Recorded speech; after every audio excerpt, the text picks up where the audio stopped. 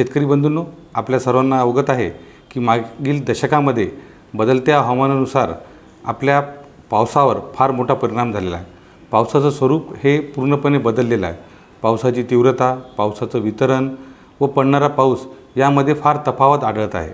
आणि अशा परिस्थितीमध्ये जर आपल्याला आपले कोरडवाहू शेती वाचवायची असेल, जो बहुतांश भाग आपला कोरडवाहू शेतीचा आहे, तर यामध्ये आपल्याला नवीन लागवड पद्धतीचा अवलंब करणे फार आवश्यक आहे। तर या नवीन लागवड पद्धतीबद्दल आपण थोडंसं जाणून घेऊया। नवीन लागवड पद्धत करत असताना सोयाबीन, खरीपातले इतर पिकंही जसे उडीद, मूग याची आपण रुंद वरंबा सरी पद्धतीमध्ये लागवड करू शकतो। मग रुंद वरंबा सरी पद्धत म्हणजे काय?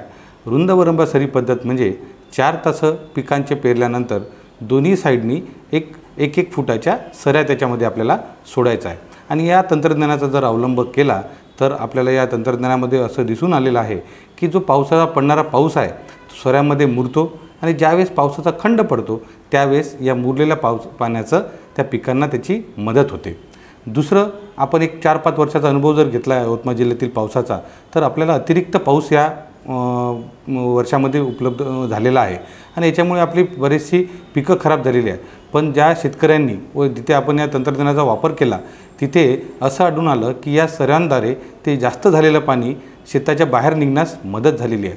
तर दोन्हीही परिस्थितीमध्ये जर आपण विचार केला तर या रुंद वरंबा सरी पद्धत BBF म्हणजे ब्रॉड बेड फरो टेक्नॉलॉजी याचा वापर आपण खरीप पिकातील जे आपले पिकं आहेत त्याच्या लागवडीसाठी करू शकतो।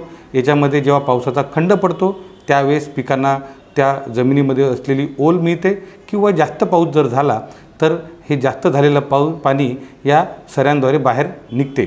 मग या तंत्रज्ञानाचा जेव्हा आपण लागवड करण्याचा विचार करतो, शेतकऱ्यांना आपण आवाहन करतो, त्यावेळेस शेतकऱ्यांना याची फार अडचण याची लागवड करत असताना त्यांच्या जो यंत्र नसायचे, त्यासाठी डॉक्टर पंजाबराव देशमुख कृषी विद्यापीठाने एक BBF यंत्र 2011-12 या वर्षामध्ये प्रचारित केलेलं आहे।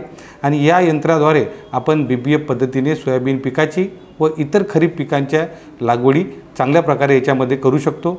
या यंत्रामध्ये आपल्या पारंपरिक पेरणी यंत्रासारखेच एक बॉक्स दिलेला असतो, एक डबकी दिलेली असते, त्यामध्ये आपण बियाणे व खत हे दोन्ही त्याच्यामध्ये आपण साठवू शकतो।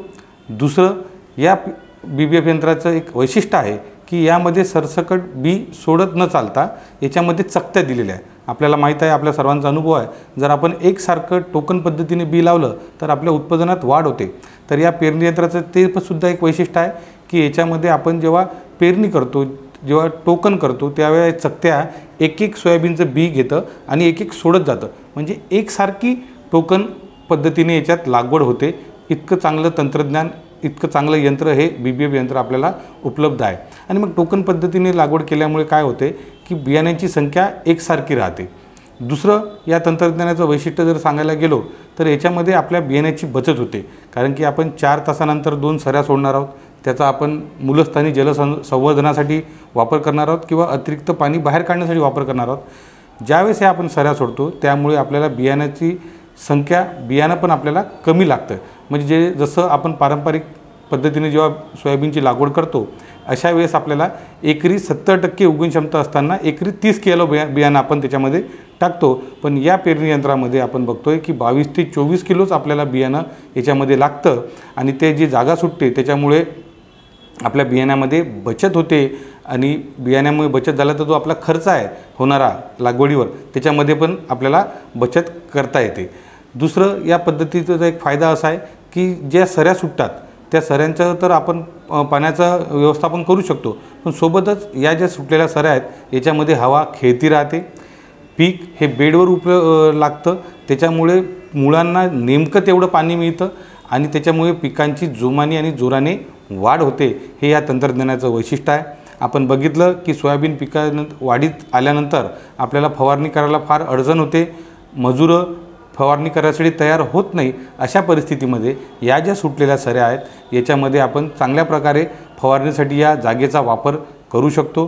सोबतच ज्यावेळेस पावसाचा खंड आहेत, ज्या शेतकऱ्यांकडे पाण्याची सोय आहे, एखादं आपल्याला संरक्षित ओलीत करायचं असेल त्यावेळेस पण या सऱ्यांचा वापर आपण या BBF तंत्रज्ञानामध्ये करू शकतो।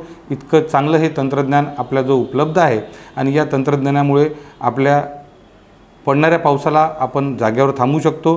जागेवर थांबवल्यानंतर त्याचा मूलस्थानी जलसंवर्धन करू शकतो। ज्यावेळेस जास्त पाऊस येतो त्यावेळेस ते पाणी शेतातून बाहेर काढू शकतो। बियाण्याची आपल्याला बचत होते, सोबतच आपल्याला शेतामध्ये फिरायला, कामं करायला, डवरे करायला, निंदण करायला जागा मोकळी राहते। संरक्षित ओलीत करायसाठी पाईप टाकायला जागा मोकळी राहते।